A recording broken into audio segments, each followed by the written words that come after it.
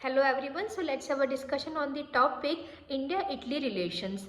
So recently Union Cabinet has approved the migration and mobility agreement between the India and Italy. So the agreements that were for Indian students who have completed their academic can be stay there in Italy for 12 months, and for workers the Italian workers have given their seasonal quota so that they can work in 2023, 2024 and 2025, and this agreement is up to 5 years and it will be automatically renewed.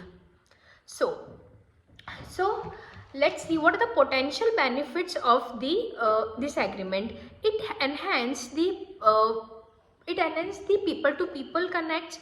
Also it foster mobility and it strengthens the cooperation on the irregular migration.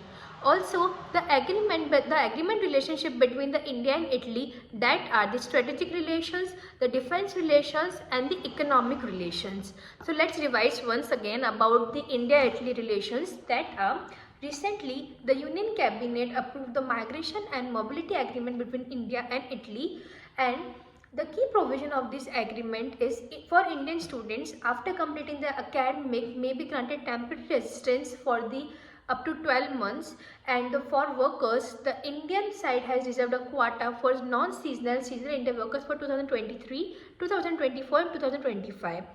So this agreement will remain up to 5 years and will be automatically renewed. So the potential benefits of this agreement, that to enhance people to people contacts, also foster mobility and strengthen cooperation on irregular migration. So what the areas of engagement between the India and Italy, that are strategic relations, economic relations and defense relations. Thank you.